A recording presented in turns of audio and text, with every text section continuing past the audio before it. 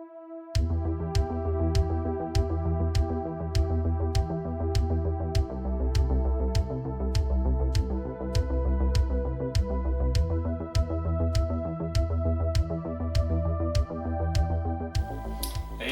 it's Bill, and I've been dying to try a recipe for cheesesteak, you know, and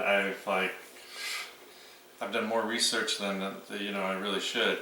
And you probably remember when steakums, you could buy them in the freezer to your local grocery store, and it's just like this weird pressed meat. So I was actually in one of the big warehouse places, and they have, not great, but some kind of shaved ribeye, and I thought that's a great idea, but I was still doing my research. Well, I went to my meat market, Wassi's meat market here in Melbourne, and they started making or carrying their own or making it, but it was just perfect. Really shaved thin, and just exactly what I was looking for. So I ordered some up, went and got it, and I'm going to try this. So I've got a really hot pan here, hopefully, and I really thin sliced a little yellow onion.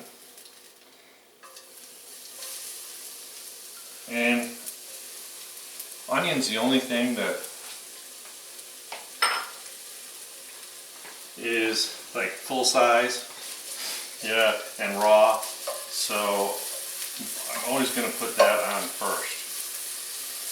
But I really want to see this cook down. There's just a little, I mean literally like a teaspoon of canola oil in here to just kind of keep it happy. I know it's stick free, you don't need to use any oil, yeah, whatever. But I need the oil just to kind of cook and break down. So as soon as I see this onion, which will happen really quickly, soften up, I know we're ready to start this process. Sounds like fun, right? And I know that if we had a big griddle or something, that'd probably be a better way, but after doing some research, I realized that not everyone has one, okay? And what does everyone really have is their favorite frying pan.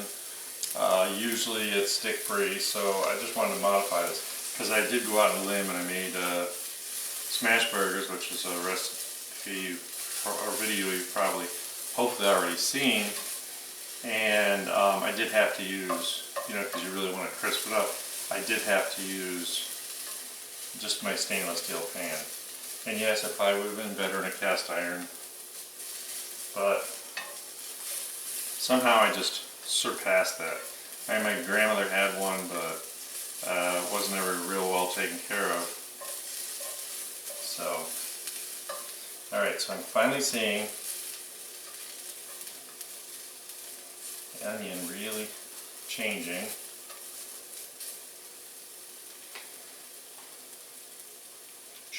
Change. Really getting caramelized here. I don't want to crunch into onion.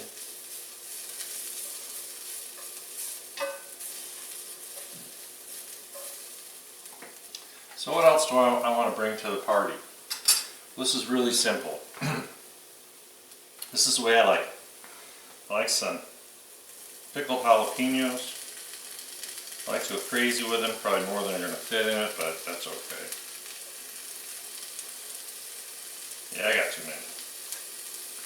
But you can't ever have too many, right?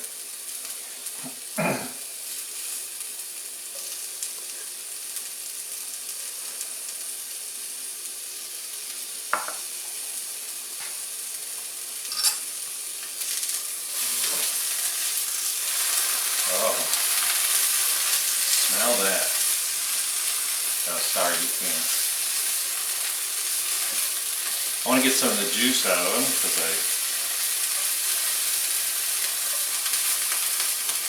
a little bit of like vinegar, jalapeno juice stuff going on.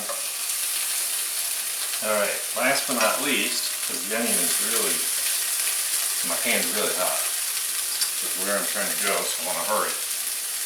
I got some roasted red peppers. I'm trying not to get the juice, so I'm using a fork here.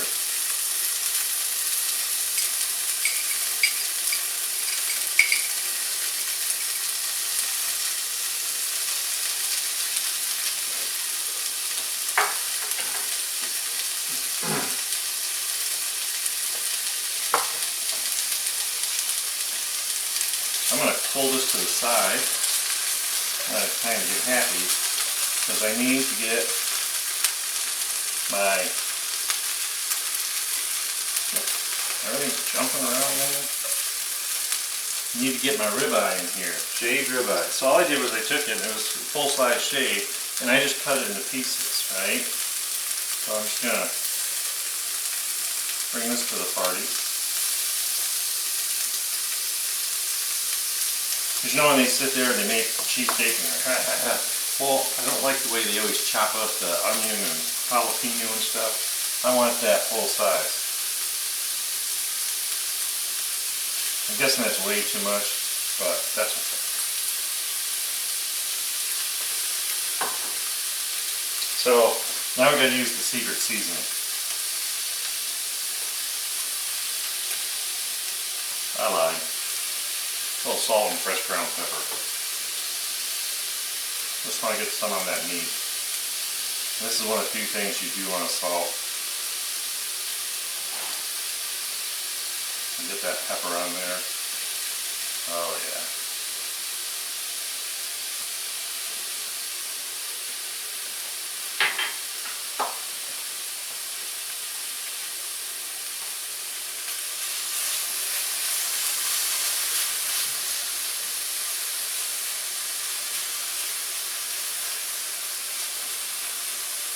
I get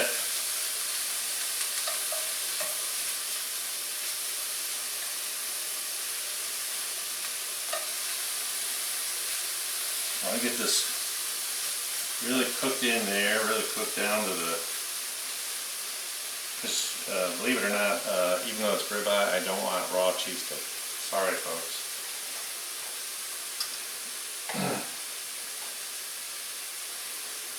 So I'm just trying to cook the juice out. I'm not going to get that that crust, but you know, half the time when you eat cheesesteak in a restaurant, they really don't crust it anyways. So that's why I determined that this is probably just fine. But we did cut the meat up. We did want to get it cooked so that it breaks down any fat stuff in there. Now we're going to get this all mixed together.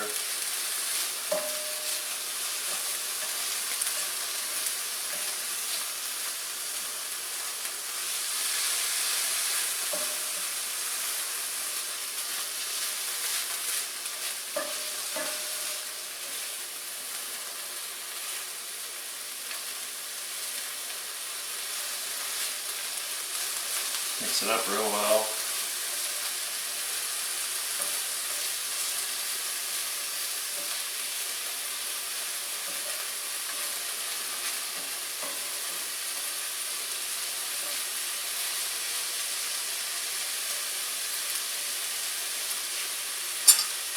So while this is still cooking, I got some provolone cheese. That's from a little different. I don't use American cheese. I like a little bite of provolone.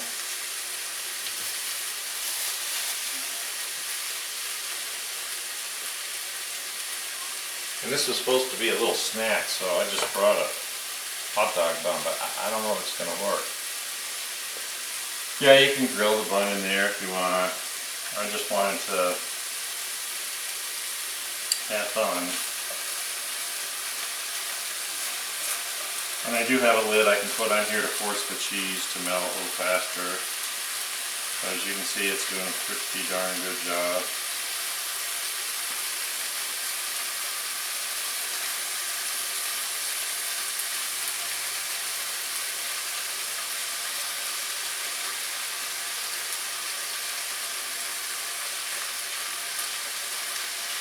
it up a little bit. I'm going to turn it off because it's going to stay hot for quite some time.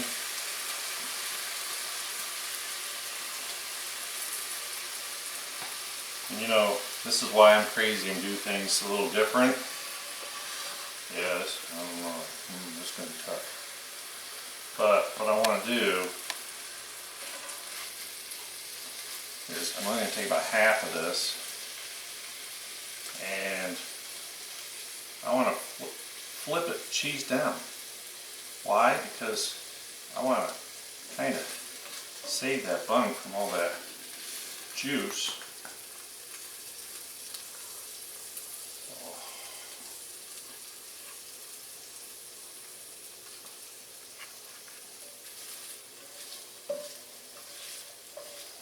Really don't think it's possible to jam any more in there.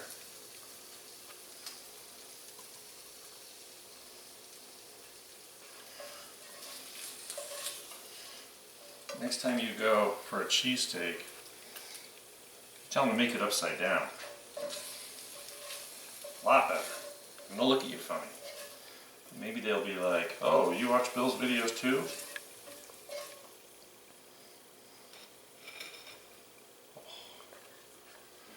Alright, I'm going a little overboard here. I'm not stupid, I'm not going to grab a hold of that.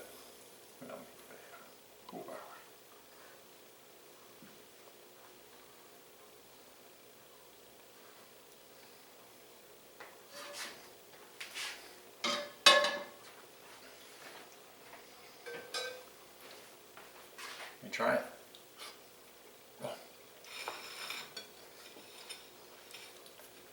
Oh. Slap my mama, that is so good. So, I always want something a little cool, so I did save some tomato wedges. Gotta have your veggies right. And I'm just going to tuck it in here. Some nice thin little slices of beef steak.